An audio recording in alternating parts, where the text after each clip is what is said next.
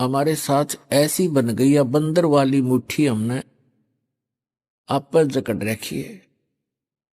ये मेरा बेटा है या मेरी बेटी है, ये कार मेरी है या कोठी मेरी है। अब परमात्मा के याद दिलाते हैं कि ना बेटा तेरा है, ना बेटी तेरी है, ना ये कार तेरी है, ना कोठी तेरी है। क्या बताते हैं, काया तेरी है नहीं, ये माया कहां से हो जब तेरा शरीर ही नहीं है। हर माया को अपनी कहे, ये माया है राम की, अपनी कहे गंवार, जमपुर धक्के खावेगा, नाहक बहे बेगार। फिर क्या बताते हैं, नंगा आया जगत में और नंगा ही तू जावे, और बीच में ख्वाबी ख्याल है ये मन माया भरमावे। अब उस बंदर वाली मुट्ठी को हम खूब जकड़े बैठे हैं, और ये हमसे छूट भी नहीं सकती चाहे कितनी बात बनावे जीव, क्योंकि हमारी बुद्धि इतनी ही सीमित कर रखी है। आपके और हमारे बस की ये बात नहीं है। इसके लिए परमात्मा ने इसका विकल्प बताया है। जैसे वो बंदर फंस चुका था और शिकारी को पता था बंदर पकड़ने वाले को कि अब ये कहीं नहीं जाएगा, ये मूर्ख फंसा रहेगा, आराम से बैठा रहता वो। और दूसरी स्थानों पर उसने कई जगह पर ऐसा कर रखा होता है, जाल फैला रखा होता। तो उसी समय एक व्यक्ति आया, उसने देखा कि एक बंदर ये फंस गया मूर्ख। बोला, हाथ मुट्ठी छोड़ता नहीं, मुट्ठी खोल लेगा नहीं तो ये किसी प्रकार भी नहीं निकला, और मुट्ठी छुड़वाने की चेष्टा करे मन माने बुड़का भर ले, काट ले मुंह ते। तो हमारी ऐसी दशा होगी, किसी को नो समझावे कि ये जिस संपत्ति और संतान को तू अपना मानने बैठा है, भगत ये तेरी नहीं है, इसके साथ साथ तू परमात्मा को याद कर। तो हमने खूब देखा है, हम ऐसे स्थान में जन्मे थे, वो क्या कहा करते कि भगवान के खान ने देगा, अपना करके खाना होता है, भगवान के ले रहा है। ऐसी तरह के भी लोग हमने देखे, क्योंकि ज्ञान ना होने से हम ये भाषा बोलेंगे फिर। तो उसने क्या किया उस व्यक्ति ने कि ये बोला व्यक्ति, ये बोला बंदर फंस गया और ये शिकारी इसको बेचेगा, फिर कोई इसका दुरुपयोग करेगा, इसको फिर इसके साथ जो है ना अपना रोजी रोटी ले जाते हैं, गांवों में शहरों में बंदर का तमाशा दिखाते हैं, खेल दिखाते हैं, ऐसे जीव को दुखी करेगा। तो पुण्यात्मा उसने क्या किया, जैसे वो बंदर मुट्ठी फंसाए बैठा था, उसके हाथ की रेंज से दूसरे हाथ की रेंज से थोड़ी सी दूरी पर केला डाल दिया, एक केला। अब बंदर ने सोचा ये केला और उठा ले, और थोड़ा दूरी पर था नू, और उधर से मुट्ठी में फंस रही उसमें। अब केला ठाने की जब चेष्टा करने लगा, उसका हाथ हट से ध्यान हट गया, वो चने निकल गए खड़दे ही नीचे ने, उसका हाथ निकल गया और केला ठाकर भाग गया। जान बची, बढ़िया चीज मिली। तो परमात्मा ने हमारे को राम नाम का केला दे दिया, इसने ठाकर भाग जावांगे, हमारा बस किया मुट्ठी छोड़नी को ना। पुण्यात्मा, ये मानुष जन्म कितना दुर्लभ है, और मनुष्य जीवन के अंदर फिर सतगुरु मिलना ये अति दुर्लभ है। श्रीमद् भगवत गीता अध्याय नंबर 7 के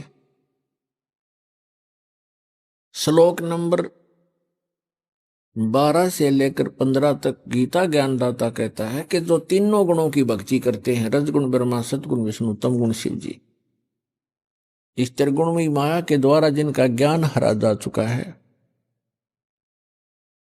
वो मेरी भक्ति भी नहीं करते, उनके बारे में कहा है कि राक्षस स्वभाव को धारण किए हुए मनुष्यों में नीच दूषित कर्म करने वाले मूर्ख मेरी साधना भी नहीं करते। ये कौन बोल रहा है? श्रीमद् भगवत गीता का ज्ञान ये काल बोल रहा है, ये ब्रह्म बोल रहा है, ये सरपुरुष बोल रहा है और श्री कृष्ण के शरीर में प्रवेश करके बोल रहा है प्रेतवत।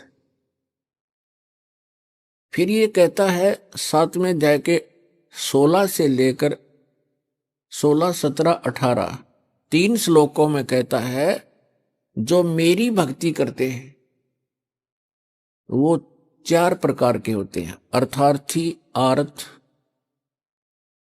जिज्ञासु और ज्ञानी। अर्थार्थी तो वो होते हैं जो धन लाभ के लिए अनुष्ठान करते हैं, धार्मिक अनुष्ठान। तो जो ब्रह्म साधना है, ये 4 प्रकार के ब्रह्म साधना करते हैं। वो धार्मिक अनुष्ठान जो करते हैं वो वेदों के मंत्रों से ही करते हैं, वो किसी अन्य ग्रंथ का सहयोग नहीं लेते। वो जैसे जय गणेश देवा कहते इस तरह की आरती वो नहीं करते। जो ब्रह्म साधक हैं वो 4 प्रकार के हैं, उनमें से अर्थार्थी और आर्थ और जिज्ञासु ये वेदों पर विश्वास करने वाले होते हैं। और चौथा ज्ञानी। अर्थार्थी तो ये है जो हर धन लाभ के लिए कोई अनुष्ठान करता है तो वेदों के मंत्रों से ही करता कराता है।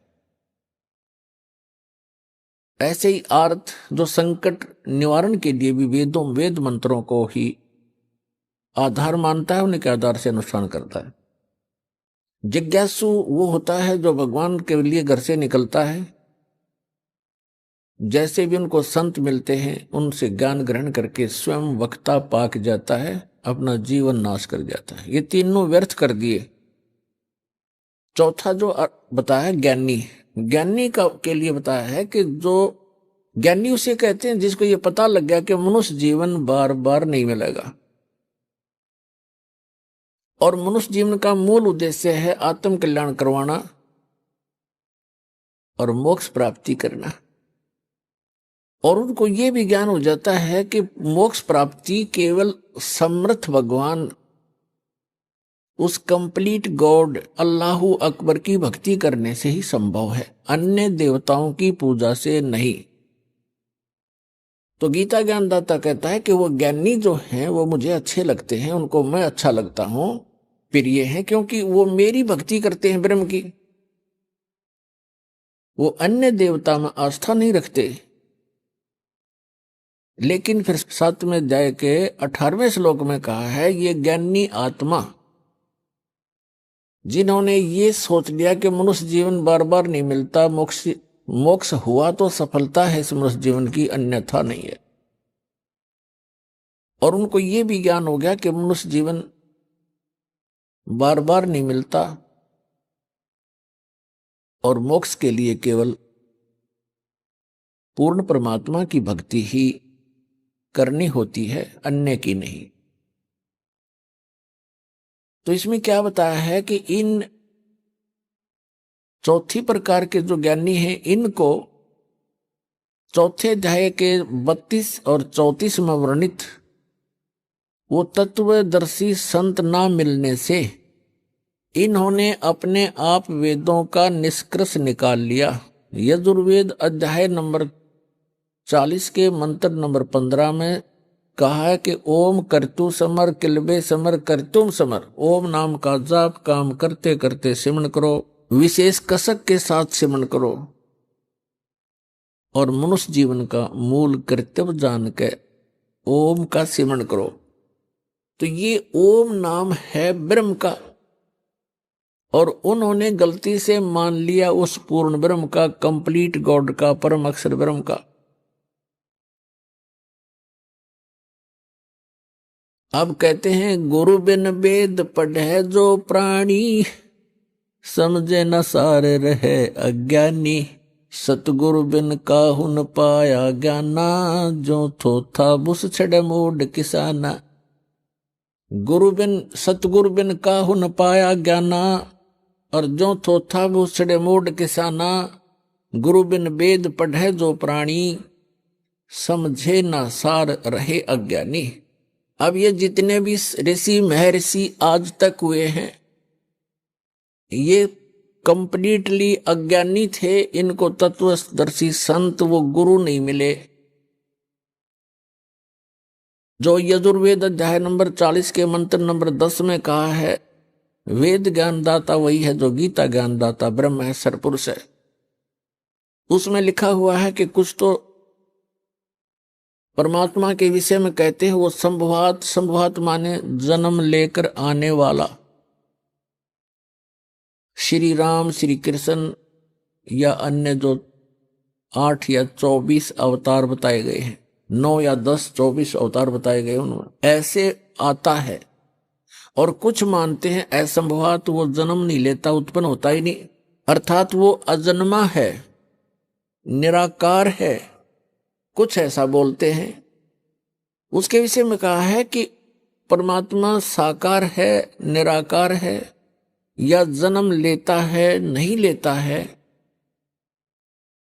वो कैसा है उसकी जानकारी तत्वदर्शी संत धीराणाम लिखा उसमें, धीराणाम, जिनका ज्ञान स्थिर हो, तत्वदर्शी संत बताते हैं। उनसे सुनो। इनकी बुद्धि पर पत्थर पड़ गए कि वेद ज्ञानदाता तो कहता है कोई और है, तत्वदर्शी संत है जो इन वेदों से हटकर ज्ञान देगा। वो उनके समझ में आया नहीं। वेद ज्ञानदाता स्वयं कहता है यजुर्वेद अध्याय नंबर 40 के मंत्र नंबर 17 में कि वो परमात्मा तो गुप्त है, वो तो प्रोक्ष है, ऊपर रहता है, और मैं ब्रह्म हूं, मेरा ओम नाम है, और मैं खम ब्रह्म, अहम ओम खम ब्रह्म, मैं ब्रह्म, खम माने दिव्य आकाश रूपी ब्रह्मलोक में, वहां रहता हूं, मेरा ओम नाम है। तो पुण्यात्मा, इसलिए परमेश्वर ने कहा अपने सुख संवेद में, भाई गुरु बिन काहू न पाया ज्ञाना, जो थोथा भुस छड़े मूड किसाना, गुरु बिन वेद पढ़े जो प्राणी, समझे न सार रहे अज्ञानी। तो ये सभी अज्ञानी थे आज तक के जितने ऋषि महर्षि मंडलेश्वर, केवल उन महापुरुषों को छोड़कर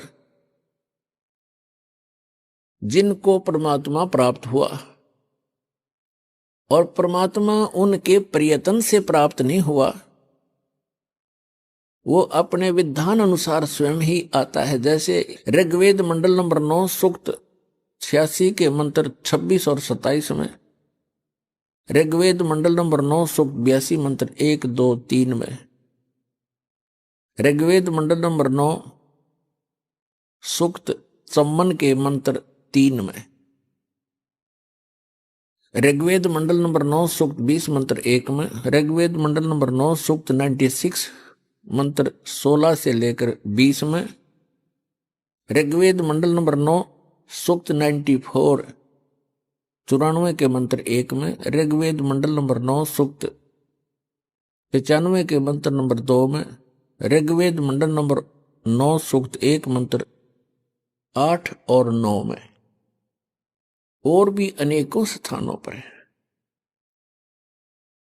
परमात्मा की महिमा लिखी है कि वो कबीर देव परमात्मा, वो परम अक्षर ब्रह्म है, सर्व उत्पादक है, सब आत्माओं का सर्जन करने वाला भी वही है, और पूरे ब्रह्मांडों का, सभी ब्रह्मांडों का सर्जनहार वही है।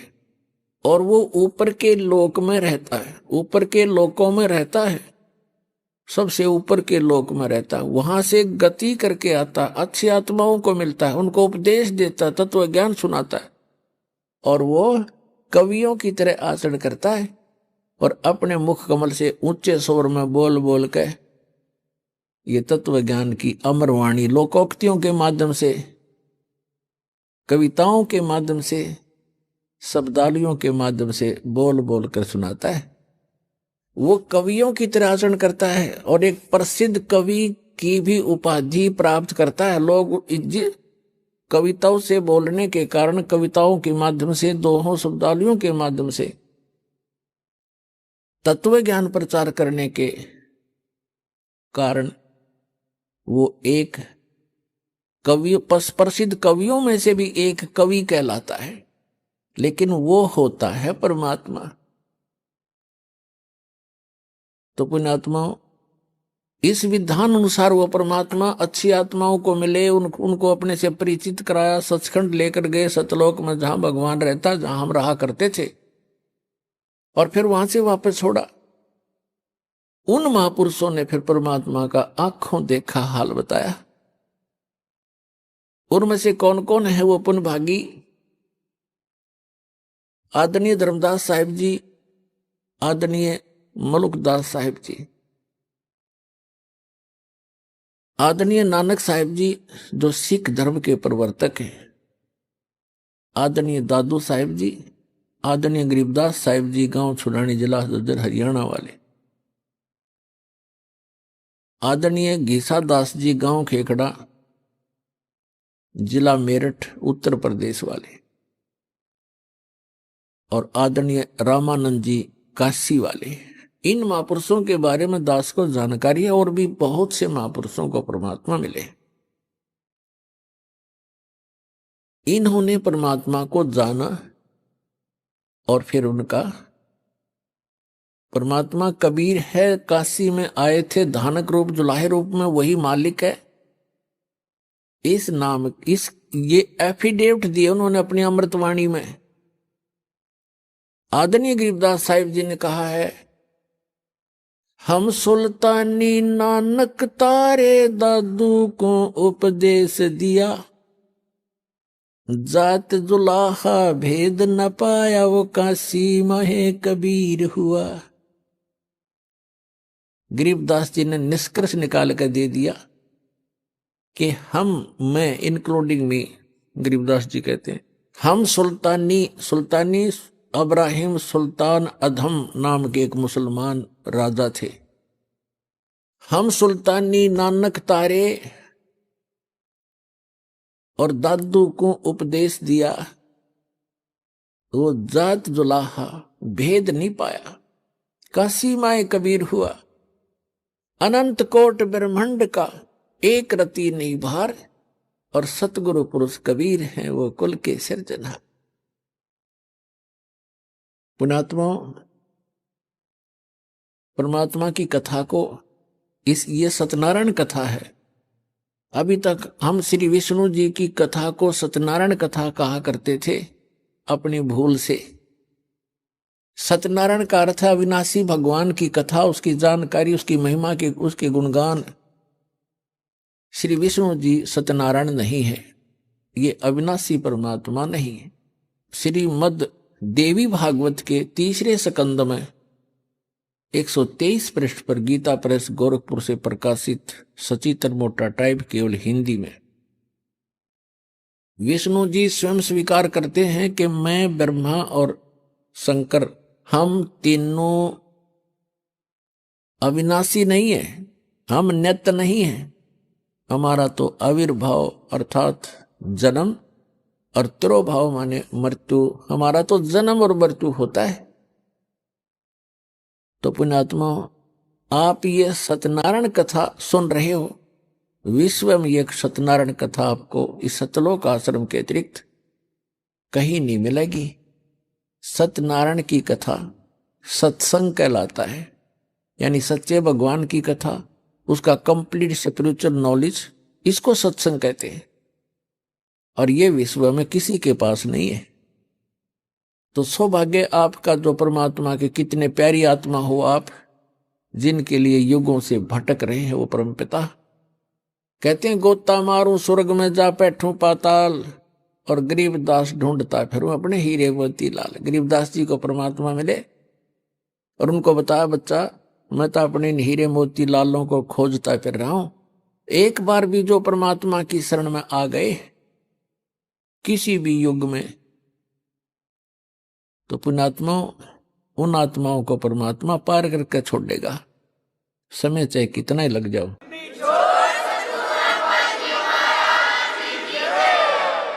जो जन मेरी शरण है ताका हूं मैं दास, और गेल गेल लाग्या फिरूं जब तक धरती आकाश।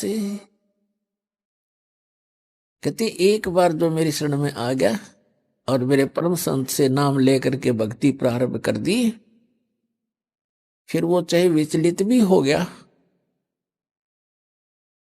काम तो बढ़ गया उसका, क्योंकि जन्म घने और हो जाएंगे, फिर बाद में ब्रह्माटी घनी हो जाएगी, लेकिन वो समर्थ जुबान का पक्का है, उसका कानून कभी डगमग नहीं होता, उसका नियम अटल है, वो अपने नियम अनुसार फिर भी हमारे पीछे पीछे भटकता ही रहता है। तो यहां जो दास आज आपको बताना चाह रहा है कि मनुष्य जीवन इतना कीमती है। जो प्रसंग चल रहा था कि ये ज्ञानी आत्मा है तो नेक उद्धार हैं। गीता अध्याय नंबर 7 के श्लोक नंबर 18 में कहा, ये ज्ञानी आत्मा सभी की सभी उद्धार हैं, लेकिन ये इनको तत्वदर्शी संत न मिलने से ये मेरे वाली अनुत्तम अश्रेष्ठ गति में ही स्थित रहे।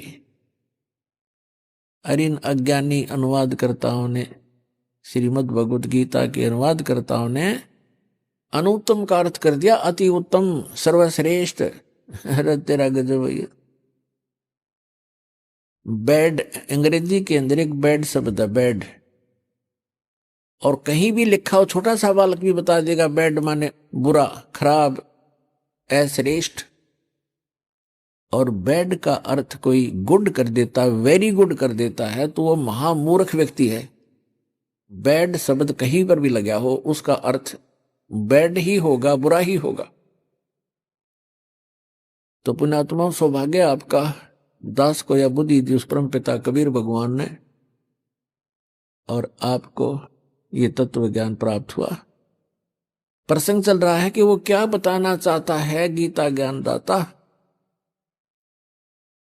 कि ये ज्ञानी चार प्रकार के व्यक्ति मेरी भक्ति करते हैं। 3 तो रिजेक्ट कर दिए, जैसे अर्थार्थी, आर्थ, जिज्ञासु और ज्ञानी को उत्तम मानना उसने, कि वो अच्छा है, मुझे प्रिय है, मैं उसको प्रिय हूं। लेकिन वो भी मेरे वाली यानी ब्रह्म तक की साधना, इससे मिलने वाली अनुत्तम गति, अश्रेष्ठ स्थिति में ही स्थित है। अनुत्तम क्यों कहा इसने? अपनी गति को भी अनुत्तम क्यों कहा? गीता अध्याय नंबर 4 के श्लोक नंबर 5 और 9 में, गीता अध्याय नंबर 2 के श्लोक नंबर 12 में, गीता अध्याय नंबर 10 के श्लोक नंबर 2 में, ये गीता ज्ञानदाता स्वयं कहता है, अर्जुन तेरे और मेरे बहुत जन्म हो लिए, तू नहीं जानता, मैं जानता हूं। गीता अध्याय नंबर 8 के श्लोक नंबर 13 में कहता है, अर्जुन ओम इति एकाक्षरम ब्रह्म व्यवहारण माम अनुस्मरण ये प्रियाति तदन देहम सयाति परमाम गति। मुझ ब्रह्म का केवल एक ओम मंत्र है, नथिंग एल्स। और इसकी साधना उच्चारण करके जाप करता हुआ जो अंतिम श्वास तक भी इसका जाप करता हुआ शरीर छोड़कर जाता है, ओम से मिलने वाली परम गति को प्राप्त होता है। ओम से मिलने वाली परम गति क्या है? ब्रह्मलोक प्राप्त होता है। यजुर्वेद अध्याय नंबर 40 के मंत्र नंबर 17 में स्पष्ट कहा है वेद ज्ञानदाता ने कि वो परमात्मा तो प्रोक्ष है, ऊपर रहता है, गुप्त है, और मैं ब्रह्म हूं, और मैं ऊपर दिव्य लोक ब्रह्म, दिव्य आकाश रूपी ब्रह्म लोक में रहता हूं। श्री देवी भागवत के अंदर, श्री देवी पुराण में 7वें स्कंद में 562 से 63-64 पृष्ठ तक, 563-564 तक ये स्पष्ट किया है। हिमालय को ज्ञान देते हुए श्री देवी जी कह रही है कि राजा हिमालय, उस परमात्मा के विषय में जानकारी बताती हूं मैं,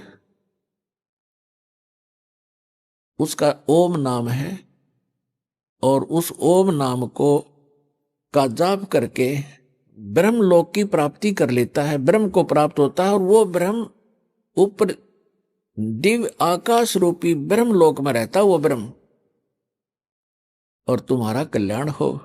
ओम नाम का जाप करो, ब्रह्म पाने का उद्देश्य रखो, वो ब्रह्म लोक में रहता वो ब्रह्म। तो पुण्यात्मा, ओम नाम के जाप से ब्रह्म लोक प्राप्ति होती है। श्रीमद् भगवत गीता अध्याय नंबर 8 के श्लोक नंबर 16 में कहा कि अर्जुन, ब्रह्मलोक में गए हुए प्राणी भी पुनरावृत्ति में है। 8वें अध्याय के 13वें श्लोक में अपनी साधना का मंत्र बताते हैं कि इसके अतिरिक्त कोई मंत्र नहीं है, उसके अतिरिक्त कोई नाम जाप कराते हैं। कौन कौन से? ओम नमः शिवाय, ओम भगवते वासुदेव नमः आदि आदि, ये मंत्र नहीं है, क्योंकि ये श्रीमद् भगवत गीता में नहीं लिखे हैं। 8वें अध्याय के 5 और 7 में ये खुद कहता है कि अर्जुन, मेरी भक्ति कर, मुझे ही प्राप्त होगा, लेकिन युद्ध करना पड़ेगा, यह शांति नहीं हो सकती। 17वें अध्याय के 23वें श्लोक में कहा कि उस परम अक्षर ब्रह्म, गीता अध्याय नंबर 8 के श्लोक नंबर 1 में अर्जुन ने पूछा कि आप जी ने जो 7वें अध्याय के 29वें श्लोक में बताया है कि तत्ब्रह्म को जान के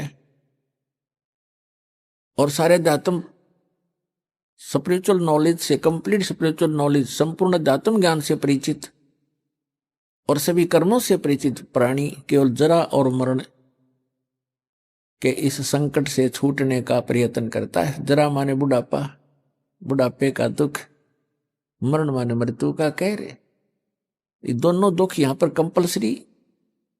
तो जिसको ये ज्ञान हो जाता है, जो तत्वदर्शी संत की शरण में चले जाते हैं, उनको तो संपूर्ण अध्यात्म ज्ञान प्राप्त हो जाता है। फिर वो केवल उस तत्ब्रह्म से परिचित हो जाते हैं, तत्ब्रह्म से और सारे अध्यात्म ज्ञान से, सब कर्मों से। जैसे कोई किसी से कोई धोखा करेगा तो उसका फल भोगना पड़ेगा, चोरी करेगा तो वो देना पड़ेगा, उसके गधा बनकर देना पड़ेगा। तो ये कर्मों से परिचित हो जाने के उपरांत प्राणी गलती नहीं करेगा, भूखा रह सकता है। तो फिर क्या बताया है कि अर्जुन ने पूछा 8वें अध्याय के प्रथम मंत्र में, वे किम तत्ब्रह्म, वो तत्ब्रह्म क्या है? 8वें अध्याय के 3 श्लोक में गीता जी में गीता ज्ञानदाता कहता वो परम अक्षर ब्रह्म है, यानी गीता ज्ञानदाता से अन्य है। श्रीमद् भगवत गीता अध्याय नंबर 1 से लेकर 4 और 16 और 17 में परमात्मा की परिभाषा कोड वर्डों में बहुत कुछ डिफाइन है, वर्णित है। उल्टा लटका हुआ संसार रूपी वृक्ष है, ऊपर को जड़ तो पूर्ण परमात्मा है, उसका तना अक्षर पुरुष है, उसमें से एक मोटी डार निकलती है, वो सरपुरुष जानो, और उसकी 3 शाखा है, वो रजगुण ब्रह्मा, सतगुण विष्णु, तम गुण शिव जी और पात रूप संसार। ये परमात्मा ने आके बताया कि अक्षर पुरुष एक पेड़ है, सरपुरुष वा की डार और तीनों देवा शाखा है, ये पात रूप संसार। 15वें अध्याय के 4 श्लोक में कहा है कि तत्वदर्शी संत की प्राप्ति के उपरांत 15वें अध्याय के प्रथम मंत्र में तत्वदर्शी संत की पहचान भी बता दी है कि जो संत इस उल्टे लटके हुए संसार रूपी वृक्ष के सभी विभाग बता देगा, तना कौन भगवान है, तो उसकी डार कौन है, शाखा कौन है, पत्ते क्या है, स वेदविद, वो वेद के तात्पर्य को जानने वाला तत्वदर्शी संत है। 15वें अध्याय के 3 श्लोक में कहा कि उसके पश्चात उस तत्वदर्शी संत की प्राप्ति के उपरांत इस अज्ञान रूप गुत्थी को उस तत्व ज्ञान रूपी शस्त्र से काट के, उसके पश्चात 15वें अध्याय के 4 श्लोक में कहा कि उसके पश्चात परमेश्वर के उस परम पद की खोज करनी चाहिए, जहां जाने के बाद साधक फिर लौटकर कभी संसार में नहीं आता, और जिस परमेश्वर ने सब ब्रह्मांडों की रचना की है, केवल उसी की भक्ति करनी चाहिए। गीता ज्ञानदाता स्वयं दृढ़ कर रहा है कि और किसी की भक्ति नहीं करना, मेरी भी मत करना। उसके पाने का मंत्र बता 17वें अध्याय के 23वें श्लोक में गीता जी में, ओम तत्सत इति निर्देश है ब्रह्मण त्रिवेद समर्थ ब्राह्मणा तेन वेदा च यगा च विहिता पुरा, कि उस सच्चिदानंद घन ब्रह्म की यानी परम अक्षर ब्रह्म के पाने के 3 मंत्र के जाप का निर्देश है। निर्देश mean final direction, nothing else. 18वें अध्याय के 62वें श्लोक में कहा कि अर्जुन तू सर्वभाव से उस परमेश्वर की शरण में जा, उसकी कृपा से तू परम शांति को और सनातन परम धाम को प्राप्त होगा, शाश्वत स्थान को प्राप्त होगा, जहां जाने के बाद फिर कभी मृत्यु नहीं होती। श्रीमद् भगवद गीता अध्याय नंबर 8 के श्लोक नंबर 5 और 7 में तो अपनी साधना बताता है कि मेरी भक्ति कर मुझे प्राप्त होगा, युद्ध करना पड़ेगा, और युद्ध करना है वहां शांति नहीं। फिर गीता अध्याय नंबर 8 के श्लोक नंबर 8, 9, 10 में स्पष्ट कर दिया है कि जो उसकी भक्ति करता है, उस परम अक्षर ब्रह्म की भक्ति करता है, तत्वदर्शी संत की शरण में जाकर उसको प्राप्त होता है। अंत समय में भक्ति के बल से, इस भक्ति की कमाई से, फिर 18वें अध्याय के 66वें श्लोक में निर्णायक ज्ञान दे दिया है। उसमें कह दिया कि सर्वधर्मान परित्यज माम एकम शरणं व्रज अहम तवा सर्व पापे भयमोक्षामि मा शुच। गीता ज्ञानदाता कहता है कि यदि तूने उस परमेश्वर की शरण में जाना है, जाने के बाद फिर लौट कर नहीं आना है, शाश्वत स्थान को प्राप्त करना है, तो मेरे सत्र की जितनी पूजाएं हैं वो मुझे छोड़ दे। ओम नाम का जाप, ये 500 यज्ञ हम इस काल के सत्र की करते हैं, ताकि इसका ऋण देकर इसके यहाँ का, क्योंकि हम इसके होटल में रह रहे हैं, इसका कर्जा हम पर चढ़ रहा है। पहले हम क्या गलती करते रहे, ऋषि बनकर ओम नाम का जाप करते, यज्ञ करते कराते हम ब्रह्मलोक में चले जाते। वहां इसका होटल है, वहां 25% चार्ज लेता, हमारे से सुविधा सारी दे देता, नाचने गाने सारे गंदे कर्म जो कहीं पृथ्वी पर ना उपलब्ध हो वहां होते हैं, और उसको ये स्वर्ग कहा करते, महास्वर्ग। हम अपनी पूंजी को वहां नाश करके और फिर पाप भी भोगते, और फिर 84 लाख योनियों भोगते, और यही धक्के खाते रहे। अब हम इस पूंजी को नष्ट नहीं करेंगे, अपनी जो भक्ति करें, हम इसको दे देंगे ब्रह्म को। इस श्वास के सतनाम में दो अक्षर का मंत्र है, एक ओम है, एक तत्, और सार नाम के अंदर फिर ये तीनों इकट्ठे हो जाते हैं। तो हम जो ओम नाम के जाप की कमाई इसको दे देंगे, ये ब्रह्म की है। ये स्वयं भी कहता 18वें अध्याय के 66वें श्लोक में, सर्वधर्मान परित्यज माम एकम शरणं व्रज। मेरे सत्र के सभी पूजाएं, जो मेरे सत्र की भक्ति है, वो धन मुझे दे दे, नू का नू, फिर मैं तुझे सब पापों से मुक्त कर दूंगा, और फिर तू उसकी शरण में जा, मुझे कोई ऑब्जेक्शन नहीं। अब जैसे हमने किसी का कर्ज ले रखा हो, और वो कहेगा वे तुझे जब छोड़ूंगा जो मेरा कर्ज दे देगा, तो हम इसका कर्ज दे देंगे, छोड़ेगा, छोड़ना पड़ेगा इसको। तो स्वयं भी अपना वायदा करता है। तो इसके सत्र की जो भक्ति है, हम त्रिकुटी पर जाकर परमात्मा आपके साथ होगा इस दास के रूप में, और आपके सारे अकाउंट कराएगा।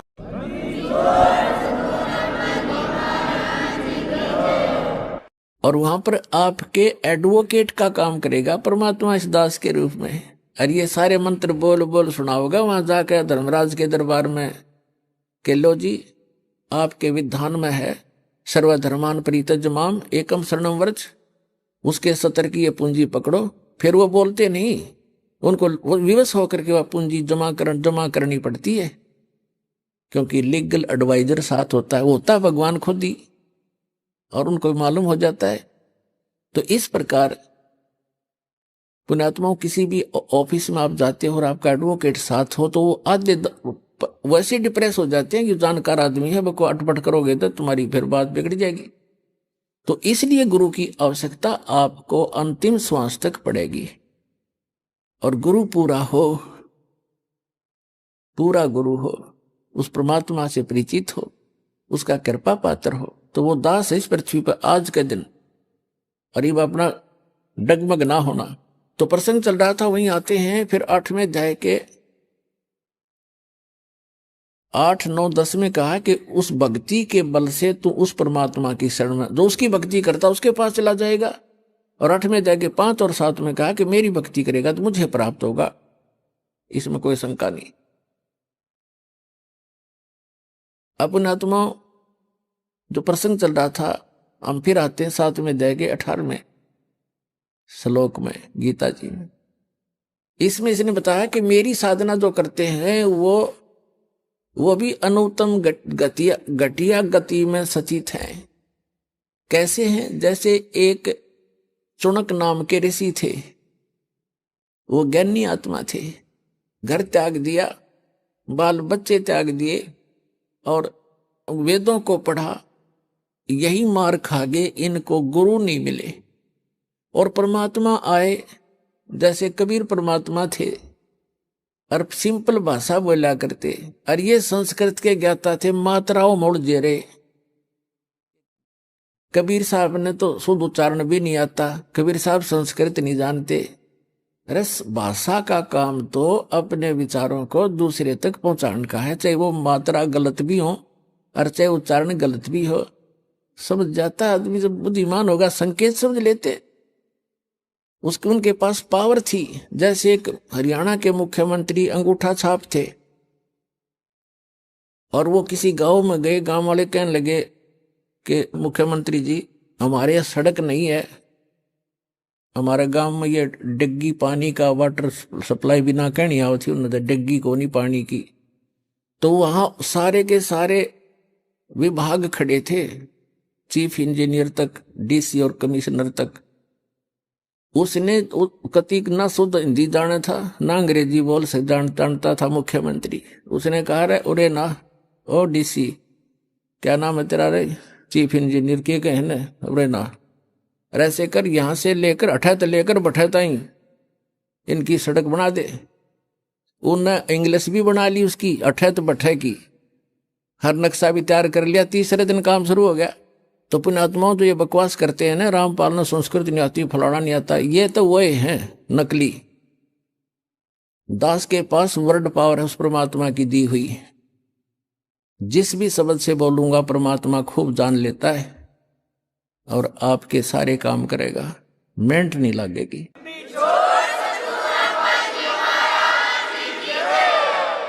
तो इनके वो शनुक नाम का एक ऋषि था, उसका यह बात समझ में ना आई, क्योंकि उनको गुरु नहीं मिला। और गुरु मिले, कहते चारों युग में मेरे संत पुकारे, और को के कहा हम हेल रे, हीरे माणिक मोती बरसे, ये जग चुगता ढेल रे। परमात्मा कहते हैं हम चारों युग में आका आवाज लगाई, जगह जगह खड़े होकर चौराहों पर, और कहते हैं हम तत्व ज्ञान रूपी और सत भक्ति सतमंत्र रूपी लालों की वर्षा कर रहे हैं। लेकिन ये भोली आत्मा लालों को ठोकर मार के और कौड़ी इकट्ठी करने में, कंकर पत्थर इकट्ठे करने में लगे हुए हैं, जो इनको कोई मूल्य नहीं देंगे। कहते हैं पर भी लेन जात है दुनिया, हमरा ज्ञान किने ना सुनिया। ये जाते हैं वो तालाब में नहाने के लिए, पर भी लेने के लिए, हाय हाय। और वहां उस हमने देखे, ये एक जींद के पास में पिंडारा गांव है, पिंडारा, और उसमें एक जोड़ है, तालाब, और उसमें नहाने जाते हैं कल्याण के लिए। उसको पिंडारा तीर्थ कहते हैं। वहां देखा हमने ऐसा जल उसका गर्मियों में, उसमें गधा भी ना बढ़े। अरे ये श्रद्धालु उसमें लौटे, थोड़ा सा पानी लेके न्यू न्यू करें, वो पानी घना था नहीं, सारे नु ला के कल्याण हो जाएगा। क्योंकि मोक्ष के लिए भटक रही है आत्मा, शुद्ध जाने थे, और वो भगवान आने बताने आए थे। चारों युग में आए मालिक। कहते हैं सतयुग में सत सुकृत कह टेरा, त्रेता नाम मुनिंदर मेरा, द्वापर में करुणा में कलाया, और कलयुग नाम कबीर धराया। चारों युग में हम आए। सतयुग में सत सुकृत नाम था परम पिता का, त्रेता में मुनिंदर ऋषि नाम से आए और समझाने की चेष्टा की, लेकिन इन संस्कृत के ज्ञाताओं ने मात्राओं में उलझे हुए हैं। इन अज्ञानियों ने उस लाल को पहचाना नहीं। और कहते हैं द्वापर में हम करुणा में नाम से आए थे, एक बाल्मीक के को मिले थे, ऐसे ही जैसे कलयुग में एक धानक को, जुलाहे को मिले थे कमल के फूल पर। ऐसी लीला करते हैं प्रत्येक युग में परमात्मा। और कलयुग में कबीर नाम से आए थे। तो ये क्या बताते हैं परमात्मा, कि हम चारों युग में आते हैं, और ये मात्रा की व्याकरण की भक्ति करने वाले ये भगवान को पहचान नहीं पाते। तो क्या बताते हैं, परमात्मा ने बताया है कि हम चारों युगों में आते हैं लेकिन ये पहचान नहीं पाते। तो उस चुनक ऋषि ने अपने आप निष्कर्ष जैसा भी सुना था ब्रह्मा से या किसी अन्य ऋषि गुरु से, ये फाइनल मान लिया कि ओम नाम है पूर्ण ब्रह्म का, कंप्लीट गॉड का। और उसके साथ साथ एक समय जब ब्रह्मा जी कमल के फूल पर इस काल ने धोखे से बैठा दिए, उससे पहले का उसका जीवन ब्रह्मा जी को कुछ नहीं मालूम है, कैसे जन्म हुआ, कहां से आ गया। कमल के फूल के ऊपर वो बैठा पाया, तब उसने सोचा सब पानी ही जल है, अब यहां मैं कैसे उत्पन्न हो गया। तो आकाशवाणी कर दी इस काल भगवान सरपुरुष ने, इनके पिता ने क्या कहा कि तप करो तप करो। 1000 वर्ष तक ब्रह्मा जी ने तप किया, फिर कहा सृष्टि करो। अब उनकी बैटरी चार्ज कर दी सिद्धियों से, तब से सिद्धियां आती हैं, और सिद्धियों से यहाँ के जंतर मंत्र इसी को, इन्हीं खिलौनों से खेल कर प्रसन्न है। उसमें सिद्धियां आ गई तप करने से, और उसको फिर ये ब्रह्मा की पदवी दे दी, जिसके अंदर ऐसा गुण भर रखा था। इन सिद्धियों से और स्पीड से घूमते चलते हैं वो गुण की रेज, ऐसी टेक्निक है इसकी, आध्यात्मिक टेक्निक। तो कहने का भाव ये है कि ब्रह्मा जी ने गलती से उस आकाशवाणी को भी पूर्ण परमात्मा का आदेश मान लिया, और वो ही सभी ढंढोरा पीट दिया अपने वंशजों को, इन ब्राह्मणों को या ऋषियों को। तो फिर क्या हुआ कि पूरे के पूरे ऋषियों में एक ये लोक वेद बन गया कि भगवान की आकाशवाणी है तप करो। और वेदों में कहीं तप नहीं लिखा, ना गीता में। जो तप करते हैं उनको तो दुष्ट लिखा है 17वें अध्याय के 5 और 6 7 मंत्र में गीता जी में, कि जो शास्त्र विधि को त्याग कर जो मनमाना घोर तप को तपते हैं, वो दुष्ट लोग मुझे भी दुखी करते हैं, और जितने भी कमलों के अंदर बैठे हुए जो देव हैं उनको भी दुख देने वाले होते हैं, उनको राक्षस समझना। लेकिन यह जी इनका काम करी नहीं, इन्होंने तप वहां से ले लिया, ओम नाम का जाप यजुर्वेद अध्याय नंबर 40 के मंत्र नंबर 15 से सेलेक्ट कर लिया। कहीं की ईंट और कहीं का रोड़ा। अब टुणक ऋषि ने साधना शुरू की, जैसे ये करते ही रहे हैं। और गीता अध्याय नंबर 11 के श्लोक नंबर 32 में ये कहता, अर्जुन मैं काल हूं और सबको नष्ट करने के लिए प्रवृत्त हुआ हूं। 11वें अध्याय के 47-48 में इसने कहा कि अर्जुन ये मेरा वास्तविक रूप है, मैं ऐसा हूं, ये है मेरा स्वरूप, और इसके दर्शन तेरे अतिरिक्त पहले किसी ने नहीं किए, ना आगे कोई कर सकता, और ना कोई जप से, ना तप से, ना वेदों वर्णित विधि से, ना कोई किसी यज्ञ से मेरे दर्शन, इस रूप के दर्शन नहीं कर सकता, अर्थात ब्रह्म प्राप्ति नहीं हो सकती। और इन्होंने ओम नाम का जाप जपया, वो इस ब्रह्म का सरपुरुष का ही है। 8वें अध्याय के 13वें श्लोक में गीता जी में स्वयं कहता है, ओम इति एकाक्षरम ब्रह्म विहरण माम अनुस्मरण यह प्रयाति तदंदेहं स याति परमाम गति। तो इन्होंने इस ओम नाम का जाप किया, और ये 11वें अध्याय के 47-48 में इनका कल काम करी नहीं गीता जी में, जो कहता मेरी प्राप्ति, मेरे इस रूप का दर्शन, अर्थात मेरी प्राप्ति, ब्रह्म प्राप्ति, ना वेदों वर्णित विधि से, न जप से, न तप से, न किसी यज्ञ से किसी प्रकार भी नहीं हो सकती। तो जिस कारण से इन्होंने हठ योग भी किए, ओम नाम के जाप भी किए, समाधिस्थ भी हुए। तो ये कैसा करता है, ये जैसे कोई भी साधक साधना करने लगा, उनको मिसगाइड करने के लिए किसी को तो शंकर भगवान के रूप में दर्शन दे दिए, अपने पुत्र के रूप में। तो उस ऋषि ने मान लिया कि ये जो शंकर भगवान है ये काल का पुत्र है, तमोगुण, ये ताम इनके पास रहता है ऋषियों के। तो उन्होंने मान लिया ये है भाई परमात्मा। मैंने समाधि ला कर खूब देख लिया, समाधि दशा में मुझे इसके दर्शन हुए। और वो दिखा था काल, उसने कस प्रतिज्ञा कर रखी है कि मैं अपने वास्तविक रूप में कभी किसी को दर्शन नहीं दूंगा। गीता अध्याय नंबर 7 के श्लोक नंबर 24-25 में स्पष्ट कर रहा है कि ये मूर्ख जन समुदाय मुझ अव्यक्ति को, अव्यक्तम को व्यक्तिम आपनम मनन्ते अबुधा। मैं अव्यक्त रहता हूं, अपनी योग माया से छुपा रहता हूं, कभी किसी के समक्ष नहीं आता। ये मेरा अटल घटिया नियम है, अविनाशी नियम है। और ये मूर्ख मुझे कृष्ण मान रहे होंगे व्यक्ति। अब श्री कृष्ण तो सामने खड़ा था, वो कैसे कहता मैं छुपा रहता हूं। इसी सिद्ध है, उसमें वो काल बोल रहा था। तो उसने तो ये ऐसी लीला करता है, तो इसलिए प्रतिज्ञा कर रखी है, ये मेरी अटल प्रतिज्ञा है, इसलिए ये किसी को विष्णु के रूप में दर्शन दे देता समाधि दशा में। वो विष्णु जी को फाइनल गॉड मान कर उसकी महिमा बना दी अपनी आत्मा। अब जैसे प्रतिमाएं बनाई गई हैं, ये ऋषियों ने समाधि लगाई, और समाधि में जिसको भी जिस रूप में दर्शन मिले उसने उसी मिट्टी की मूर्ति उसी बना दी। आगे चल के ये मूर्ति एक परंपरा बन गई।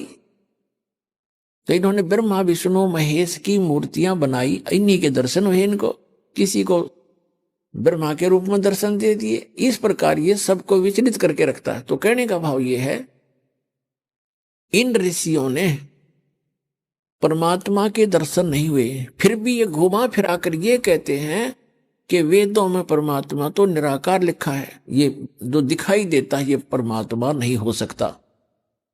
एक तरफ श्री विष्णु जी को कंप्लीट गॉड भी मानते हैं, फिर बुद्धि विचलित होने से कोई इनको कहता है कि नहीं भगवान तो दिखाई थोड़ा ही देता, वो तो निराकार है, प्रकाश ही प्रकाश है, सहस्रार कमल में जाकर देखो वो तो प्रकाश ही प्रकाश दिखाई देता है, 1000 ज्योतियां दिखती है।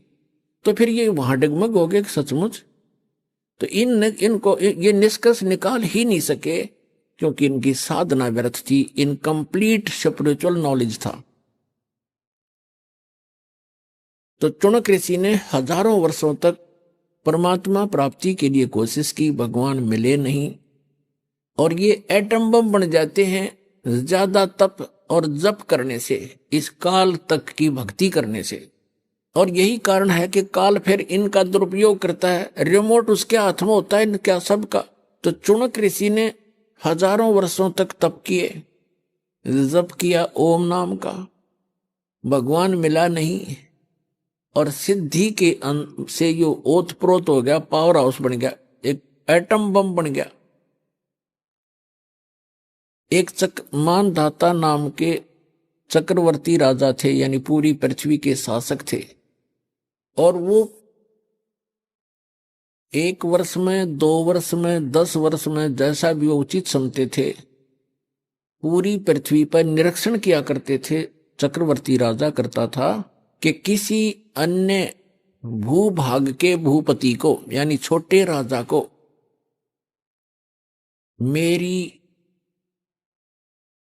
मेरी पराधीनता अस्वीकार तो नहीं होगी है। तो उसके लिए वो क्या करते थे, एक राजा का पर्सनल हॉर्स होता था, अपना घोड़ा निजी, उसके गले में एक पंपलेट लगा दिया करते थे। उसके साथ सैकड़ों हजारों की संख्या में सैनिक चल पड़ते थे। राजा का घोड़ा प्रत्येक छोटे राजाओं के राज्य में से गुजरता जाता था। उसके ऊपर लिखा होता था उस पंपलेट पर कि राजा मानधाता चक्रवर्ती का घोड़ा है, राजा के पास 72 अक्षौणी सेना है। अक्षौणी का वैसे उसका अलग से डिटेल होती है, लेकिन हम सिंपल सा मानकर चलते हैं, 72 करोड़ मानकर चलो। राजा के पास 72 करोड़ सेना है, और जिस भी राजा को राजा की पराधीनता अस्वीकार हो, घोड़े को पकड़ ले और बांध ले और युद्ध के लिए तैयार हो जा। तो वो घोड़ा जब लेकर जा रहे थे सैनिक, चुनक ऋषि की कुटिया रास्ते में थी। रास्ते में चुनक ऋषि ने पूछा, भी कहाँ जा रहे हो सैनिक? उन्होंने कहा, बाबा जी हम कोई काम जा रहे हैं। वो चले गए। वापस जब आए तो भी उसी रास्ते से आए, वो सारी पृथ्वी पर घूम गए। उस शहर में एंट्री का वही रास्ता था उनका। उस ऋषि ने फिर पूछा, भी सैनिकों कहाँ गए थे? इस घोड़ा खाली क्यों है? सब पर सवार हैं, लेकिन इस घोड़े पर कोई असवार नहीं है, क्या कहा?